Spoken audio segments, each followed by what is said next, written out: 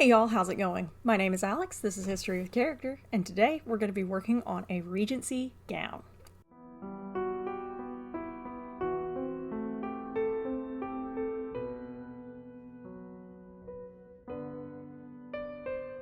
This gown was inspired by this amazing artwork by Sam Hogg. This is, if you're not aware, Critical Role. They had this commissioned as a Christmas present for the cast and ended up publishing it in one of their art books. I'm specifically going after the Jester design. Jester is one of my favorites from Critical Role, though I do have to admit I never did finish Season 2 because Season 2 took a very dark turn around the time the pandemic hit, and I just couldn't do it at that time, and now there's just so much content for it. But the design for Jester is so beautiful that I knew that I had to try it out for myself. However, this is a very disjointed project and a very disjointed video because Con Crunch hit me really hard. So, without further ado, let's get started. Hey, hi, hello. Editing Alex here. Yeah, so I wasn't kidding when I said this video was very disjointed. I may have lost some of the footage. So the thing is, I started working on this in 2023, and I didn't finish it until the summer of 24. During that time, I got a new phone, had to move all of my files over, all that fun stuff. So some of the footage is just straight up missing. And also, like I said, Con Crunch hit, and when Con Crunch hits, your top priority isn't necessarily filming it. So some of the steps I'm gonna have to just kind of tell you about, not so much show you how I did them. But my videos have never been intended as tutorials. They're entirely, this is how I did the thing. So having said all of that, I hope you enjoy the process and enjoy my interpretation of this beautiful fan art, this beautiful dress. I'm so happy with how it came out, and I hope you will be too. As usual, I always start with cutting out the fabric. In this case, I started with the lining fabric. This is just a black cotton broadcloth, and I'm using a Laughing Moon Mercantile pattern for this. The big issue that I had with this pattern was that I couldn't print it at the big size, so I had to print about 1,000,000 pages of 8.5 by 11 and tape them all together and then cut out the pattern. In hindsight, there's a different technique that I should have used, but that's okay. As usual, I roughly cut the pieces out and then went back through and did a tighter cut to make sure that everything was cut to fit correctly. I then used a pattern notcher and my Choco liner to make all of my markings to make things easier for me. I used the yellow because I knew it would show on the black and the blue fabric. The first step in the process was to stitch the bodice lining together. The way this dress fits, it is actually a bib front, which means that the bodice goes together the sides and the back, and then later I'll attach the bib front. I graded all of my seams, trimmed them down, and then felled them correctly. A lot of the Laughing Moon Mercantile patterns, once you grade your seams, you don't actually have to fell them. This is just to reduce bulk in the dress itself. Since I'm working with a royal blue velvet, I definitely want to reduce bulk overall in this dress. I pinned all of the darts together and stitched it all up.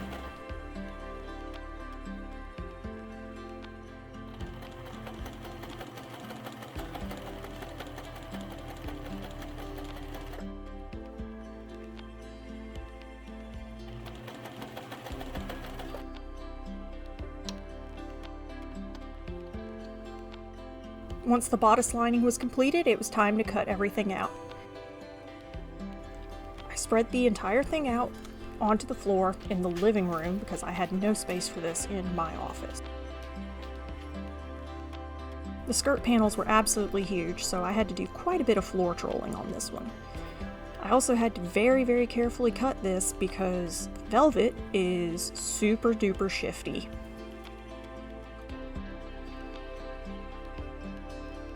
Quite a few of my cuts here are more jagged than I expected them to be because the velvet just shifted as I was cutting the pieces out.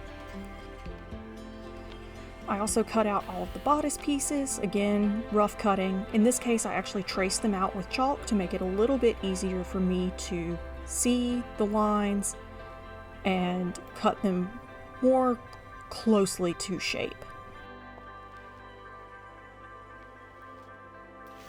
And while I was cutting, my sewing buddy came over to help me out. In the process of making this video, I have to say, I lost my buddy a few months back. His name was Duke, and he was just the bestest of boys. This channel isn't monetized, but if it ever does get monetized, any profits from this video will go to the Carolina Basset Hound Rescue, which is where my buddy came from way back in 2015. I miss him every day.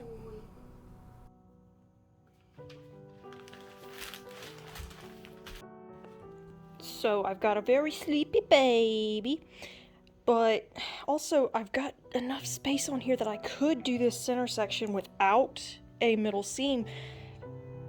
But if I do that, I'm not sure about the structural integrity because this fabric is a lot heavier than I expected it to be. Like, this thing it's got some heft to it. I'm actually kind of like halfway considering making a dress out of this for a wedding I have to go to next year.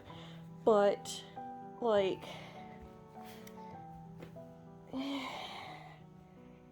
it would save me a step, but I'm not sure how it would affect the structure. So I think in this case I am actually going to do what the pattern says and sew it down twice.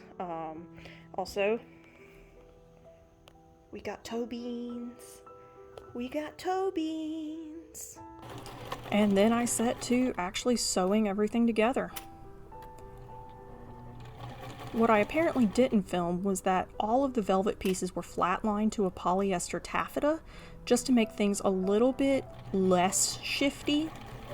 I also used a lot of wonder clips in this case just because I didn't want the pins to make a ton of holes, and the wonder clips seemed to hold the pieces together better than the pins did. I slowly put the bodice together, sewed all of the seams. The bodice seams are all really, really short because, well, the bodice is really short. It hits just under the bust, and then the rest of it is skirt. Regency dresses have kind of a weird silhouette. They're kind of A-line. It's not my favorite silhouette, but it looks good on Jester. You have to be really careful when you're pressing velvet, just because the pile will flatten and crush, and once it crushes, there is nothing you can do to fix it. To keep that from happening, I laid some velvet over my pressing board. It seemed to help, and I was also very gentle when I was pressing these seams. The skirt went together fairly easily. It did take a lot of wonder clips to hold it up, but hey, we do what we have to.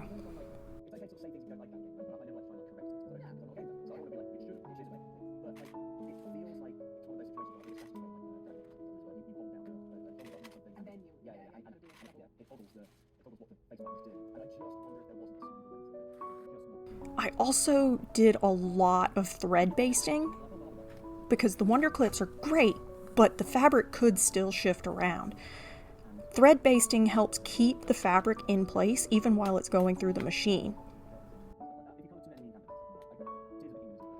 I did all of my thread basting in a bright yellow thread so that I would be able to pull it out and see it if for some reason it showed through on the other side. This worked surprisingly well. To cut out the back panels of the skirt, I actually had to borrow a friend's floor.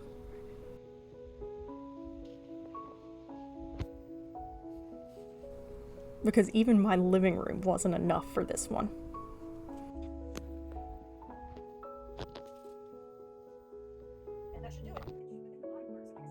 And then I took the time to thread baste the entire back panel of the skirt.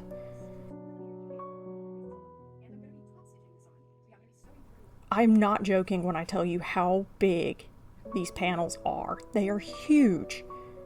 They took up the majority of my living room floor, and they took forever to stitch down.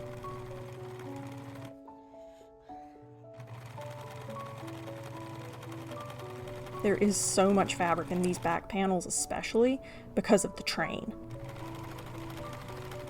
Now, this pattern comes with multiple train options. I went for kind of a medium length train. There was one that was even longer than this one, and there's absolutely no way I would be able to do that length of train for this dress. It would be way too heavy, and I had enough of a problem just wearing it through a convention at the length that it is.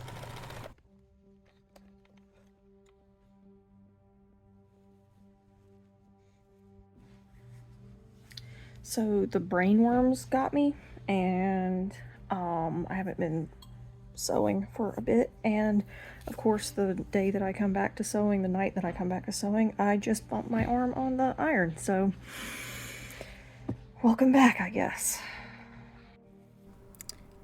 In order to do the side slits, because these were part of the back panel, I did a quick guiding stitch on the longest setting of my machine down the marking on the back side of the velvet. This made it easier for me to see what I was doing when I was working from the front. I've learned fairly quickly that the Choco liners just don't work super well on the velvet. I stitched 1/4 inch on either side of that seam, tapering down to nothing at the very end of the split. Made sure to backstitch really, really well. Pivoted. So to pivot, you put your needle down, lift up the presser foot, and then turn the entire item all the way around.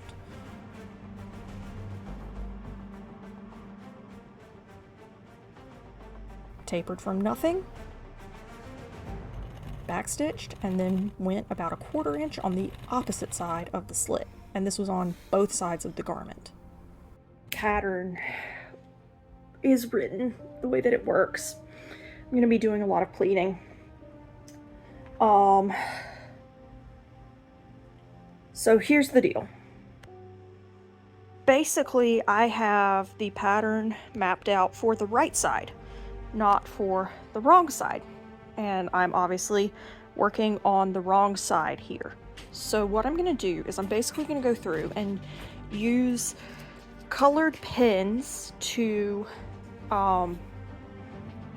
like mark where the pleats are and where the pleat fold is going to be.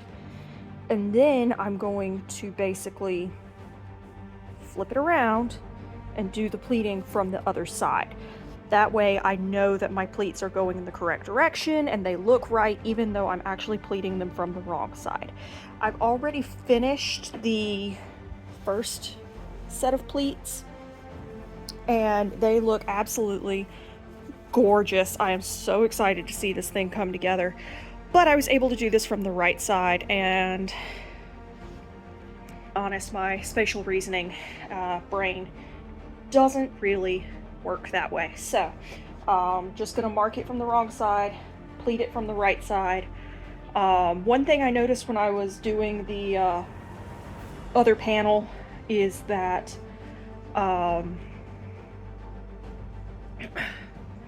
it was in certain areas the pleats were really, really thick, and I probably should have basted the pleats down before I actually top stitched. So I'm gonna do that this time instead, while I am also cutting the slit and ironing the sides of the slit open so that I can hand stitch those down to make them look nice and neat and pretty. So that's where we're at. That's what we're gonna do. Let's do this. So that was a really, really terrible explanation past Alex. To try to explain this a little bit better, the pattern only comes with the pleat directions for the right hand side of the back panel. In order to do the pleats on the left side, you have to reverse the pleat pattern. My brain doesn't work that way.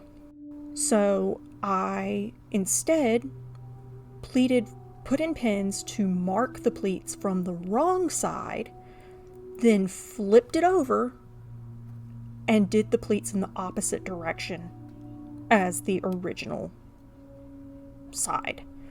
I'm not sure if that makes any more sense than it just did, but to my brain, it ended up working out, and the pleat pattern did get reversed, and it looked nice.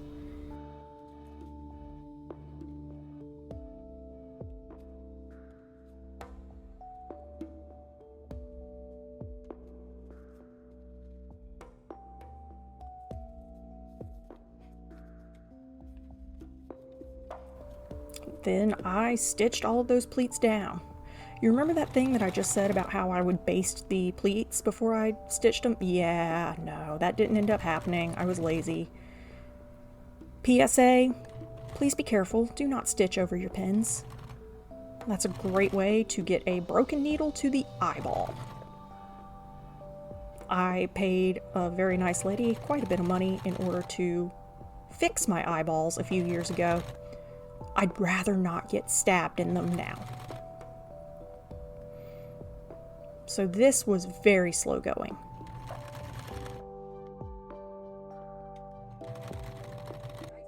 Then I cut open the side split from earlier and hand stitched both sides of the side slit down to avoid visible top stitching on the garment.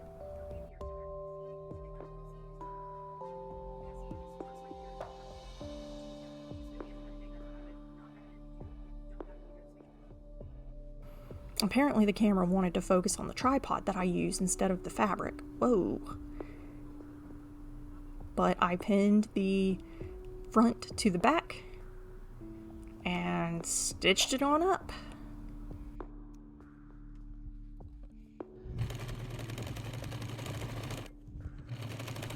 And here you can see why I was doing the thread basting. I should have on this seam as well. Velvet moves as you stitch, especially when you're not using a specialized foot for it. You end up with weird puckers and the velvet moving and shifting, and it's just not a good time. I also handmade bias tape. Now, I would explain how to do bias tape, but this bias tape was awful, and I hated it. So go find other YouTubers that did better explanations of how to make bias tape, because this ain't it, y'all. I was using this really crappy gold lame fabric for it, and the piping I chose was way too big. Then it was time to work on the sleeves. I used this really cool sheer and gold polyester fabric that I found and ran a quick gathering stitch along the top part of the arm. Now, to do a gathering stitch, you run 2 lines of very, very long, loose stitches, and then you leave the tails long, pull the tails, and that gathers them down. Really simple.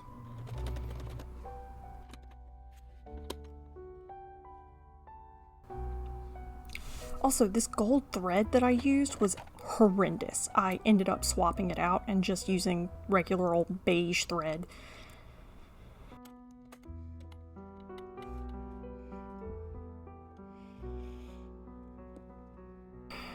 The bottom of the sleeve was finished up with some gold bias tape that I made, also out of that really crappy lame.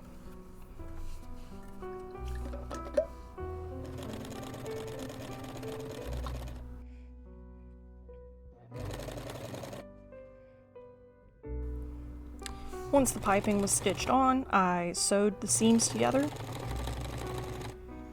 as close to that piping as I possibly could. This took me a couple of tries. This was my first time ever messing with piping. I used my adjustable zipper foot, got as close to the cording as I could, and just stitched on down. At the end, there were a couple of spots that I realized I didn't get close enough, so I just went back and restitched those areas.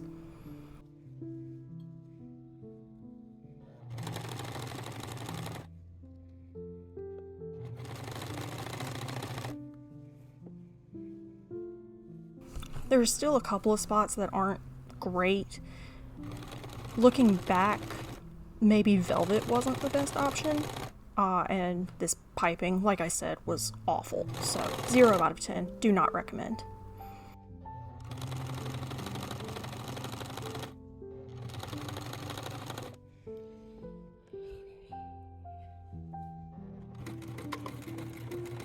I stitched the sleeve seam down. It was a teeny tiny little sleeve seam because it's a puffy sleeve. And I did this one as a French seam.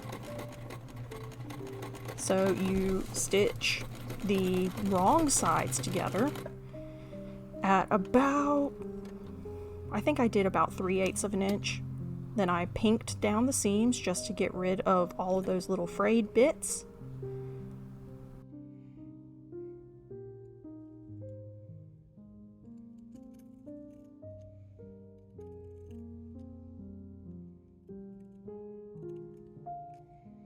Turned it inside out, pressed it very carefully because this is all polyester and I don't want to melt it to my iron. Done that before, not a good time, definitely hard to clean. Made sure it was nice and neat and lined up. Went back over to my machine and did another stitch at about 1/4 of an inch, maybe a little bit wider. The idea is to get to about that 5/8 of an inch seam allowance, but across 2 separate seams. And then the sleevels. I placed this inside out on my mannequin and just started stitching, matching the notches as I went, and pulling those gathering threads as needed. I always hate putting sleeves in, but once again, we do what we must around here.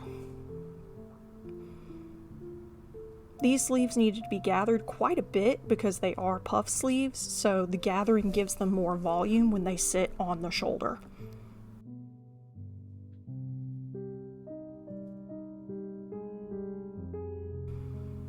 You can also see how much this gold fabric is fraying, and the extra bits of gold thread just wasn't ideal to work with. Very pretty, just not ideal.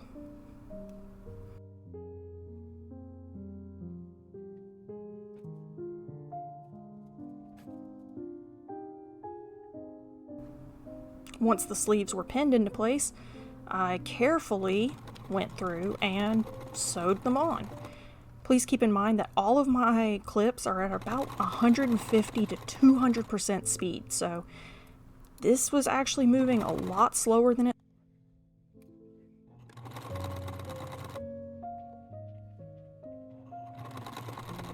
Even with the pins, I belong to the school of just kind of zhuzh it as you need to in order to get it placed right. Finally, the bodice could be stitched down to the skirt. This also took a long time. Skirt had to be gathered slightly. All of the notches had to be matched and pinned into place, and you can see where the fabric is fraying pretty badly. Also, this was thick. And this is just the fashion fabric to the fashion fabric. The lining gets stitched on later. You can see it's flipped up out of the way.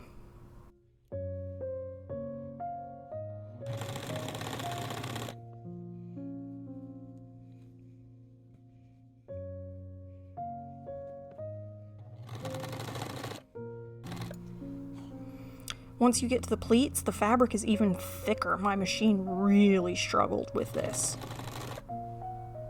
And I have a pretty nice machine.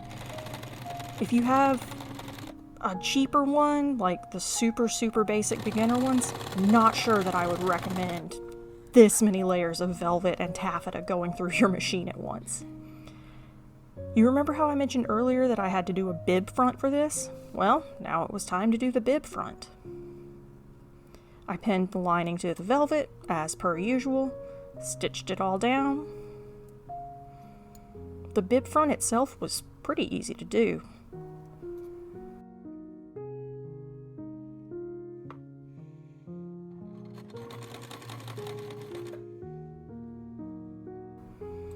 Stitched everything in place.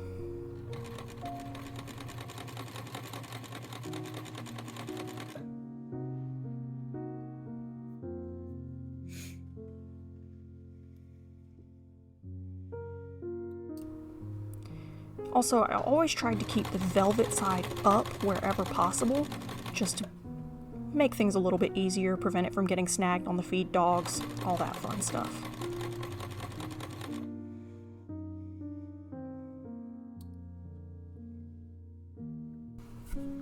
This has to hold up a good portion of weight, so I want to make sure that it's as secure as possible.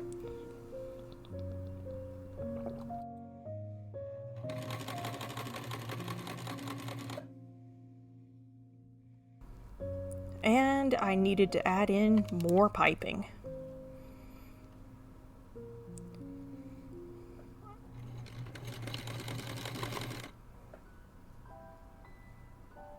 Probably should have used wonder clips to keep this on.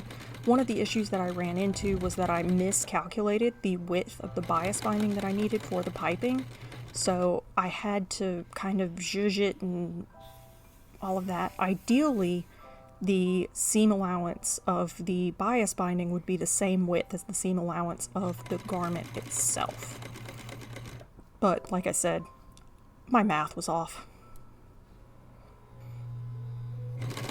This just went around the top edge of the bodice.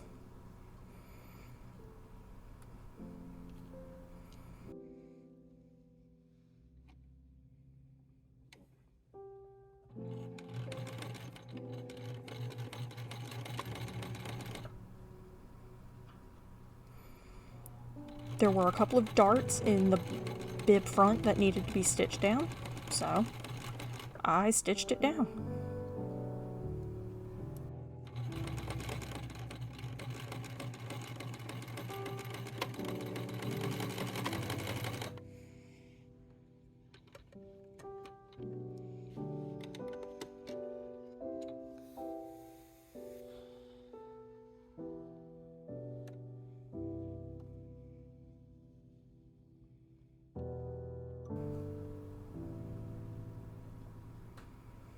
I also ironed the darts flat and turned in the edges of the seam allowance. As you can see, I laid out a chunk of velvet onto my ironing board to press it. This ended up working really well. I didn't have any issues with crushing the velvet. It's maybe not the most professional look, but again, if it works, it works.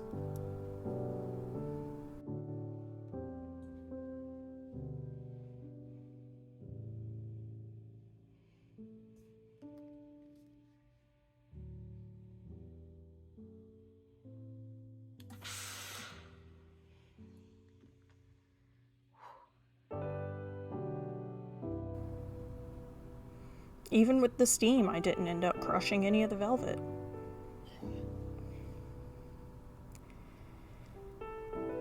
And then the bib front had to be put onto the dress itself. Actually, no, that's not what I'm doing. What am I doing? Just making the dress out of taffeta. This would be fun. Went through, neatened up, cut a few threads here. Nope, this is the bib front. Now, something must have happened at some point in the pattern cutting process, but the bib front is supposed to be the same width as the skirt front, so I don't know where I messed up there, but that would be something to look into for a future retry of this project. I almost wonder if I maybe cut out the wrong size, perhaps, but that's a conundrum for another day.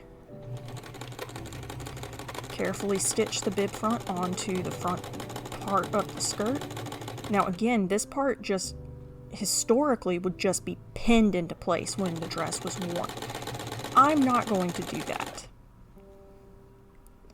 I don't think I actually have any footage of it, but I ended up sewing skirt hooks into the bib front and the bodice where they would normally be pinned. That was just because I didn't want to risk having a wardrobe malfunction in the middle of GalaxyCon.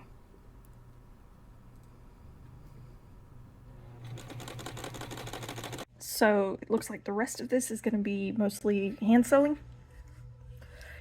Y'all have seen me hand sew before. I'll come back and show you the things that I did, but I'm going to be finishing a lot of seams by hand, so let's do this.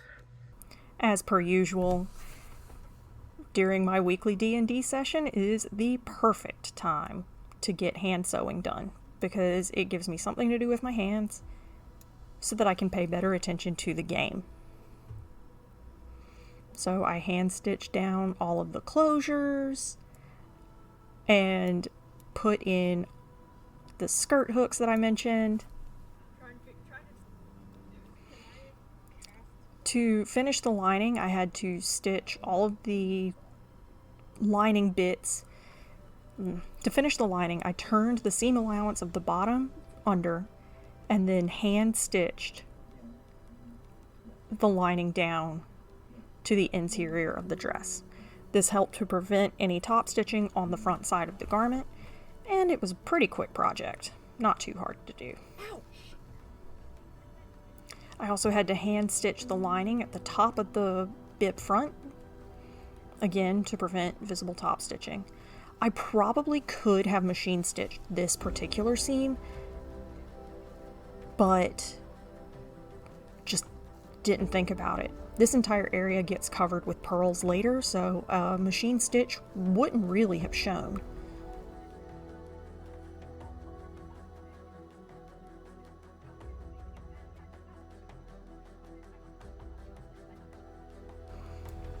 Then I covered any raw seams that couldn't be finished any other way with twill tape. This was mostly the sleeve seams. I wanted to avoid a lot of bulk in that area, and the twill tape was actually going to be less bulky than a traditional seam finish.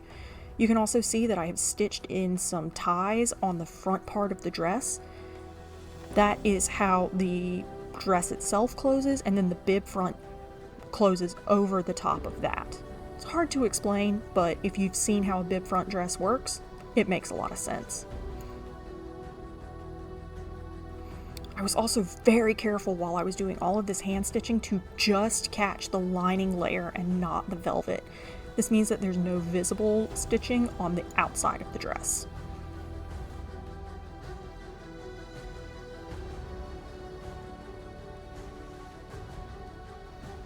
To hem the dress, I actually had to move my dress form into the front part of my office because it was just so long I couldn't get it to fit on the floor. I did a very, very rough hem, just cutting where the dress met the floor to start, and then went through and neatened it up later.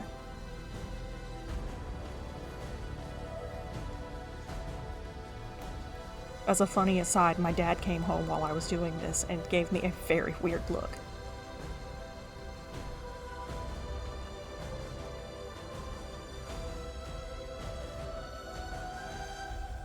Once the sun sets, if I'm working in my office, it gets very, very dark. And with this dark fabric that I was working with, it was hard to see what I was doing. So I grabbed a headlamp. It worked. This is where I was folding the hem under just to get it to the right height and the right length. In the front, I didn't want it to be too long, so I didn't trip on it, so I made it just over the top of my shoes.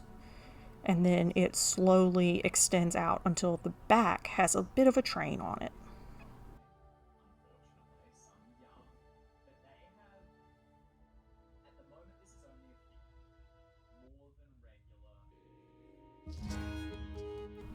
I pressed that hem flat, again using my new technique of using velvet on the ironing board to keep the velvet from crushing.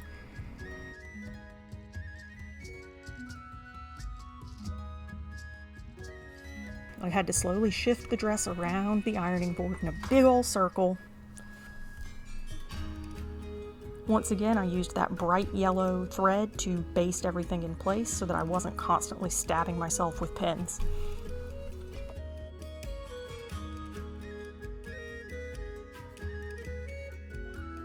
I folded the hem over again and sat down for a lot of hand sewing.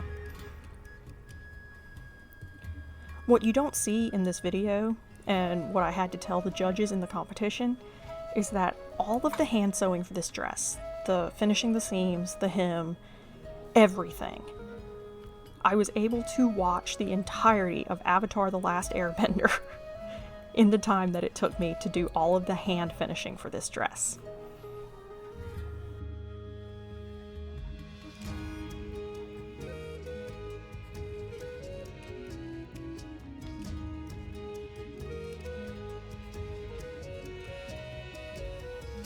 I then took some of that leftover lame and folded it in half to make a waistband.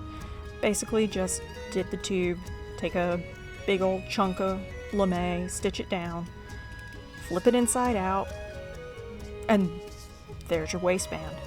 That had to be stitched on by hand as well. And it went over just where the skirt meets the bodice itself, just under the bust. By this point, I had stopped using that gold thread because it just kept breaking and stretching and not working, and went to just using a beige thread instead. It worked. You can't really see it, so I'm not too upset by it.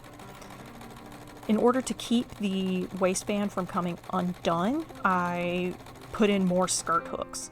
There's actually too many skirt hooks on this dress, and I found out in all of the times that I've worn it since, in order to get the skirt hooks done, I usually have to ask for help.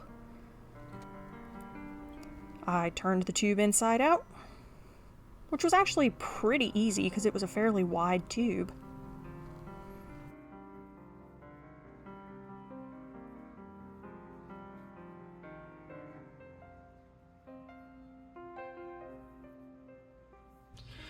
So I sat down last night and started trying to sew the stars and moon trim onto the hemline, and I had pinned them wrong somehow.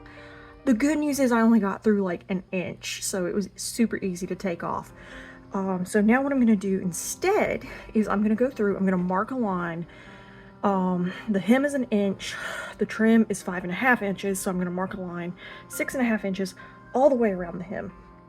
And from there, I'm going to be able to more easily stitch that top line of the lace onto the hem. The problem is I'm using a Chaco liner and it brushes off of velvet really easily, so I'm gonna have to basically mark it with the Chaco, then immediately take it over and put in a line of just bright yellow, which I've been using to mark this project. Just bright yellow thread, just big old running stitches all the way through, and slowly pull out the marking line of thread as I go, so that I always have that line. So that's what I'm gonna do now. I haven't even begun to think about what I'm gonna do about stitching down the lower part, because I don't think I have time, but it would look so much better if I did. Yeah. We out here. In order to get the trim placed properly, I created a little template. I figured out that it needed to be exactly 6.5 inches from the hem. So I took the little Chaco liner and made those marks using that template and just going around and around and around.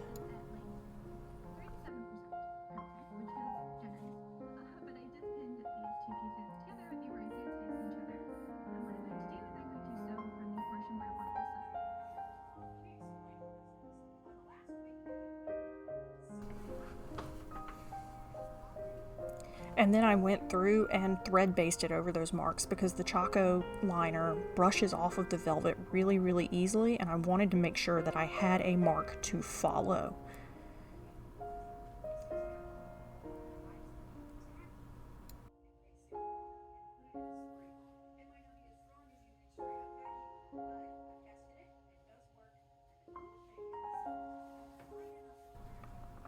I stitched on all of the trim.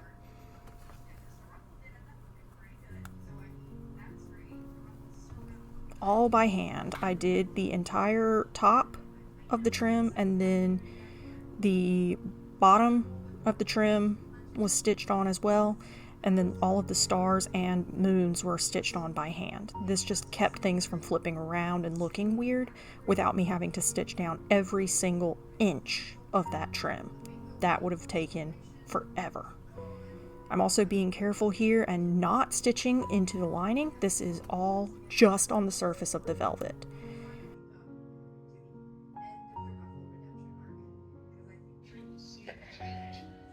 It's been a pretty rough day. But we're 2 weeks from the con, a week from when I would like to have this done, and I've got a lot to do. So, speed run. Let's do this. While we're here, I apparently forgot to film anything regarding the sleeve decorations, so I took some of that lame, the waistband tubes that I made.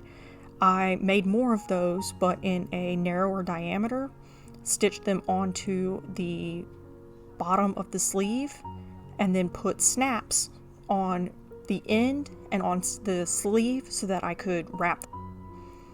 In this process, I also stitched on pearls around the entire neckline. I stitched lace onto the bodice and very, very carefully made sure that the lace on the bodice matched up on both sides. This was an incredible feat. I was working on this until 2 days before the convention. That's why there's no footage of any of that. So I apologize, and I will do better in the future. But overall, she came out pretty good, I'd have to say. So there you have it. Regency Jester is complete. I do really like how she came out. There's some things that I definitely could have done better if I had planned my time better, not gotten into con crunch. But she is really, really pretty, and I do love how she came out. This might be one of those that I have to go back and revisit later on and try again and see how my skills improve over time. I did learn quite a few things during this project. Number one, I hate working with velvet. It's a beautiful fabric, but it is so shifty and it's so difficult to press, and some of the pressing would have made a big difference in the process of making this dress.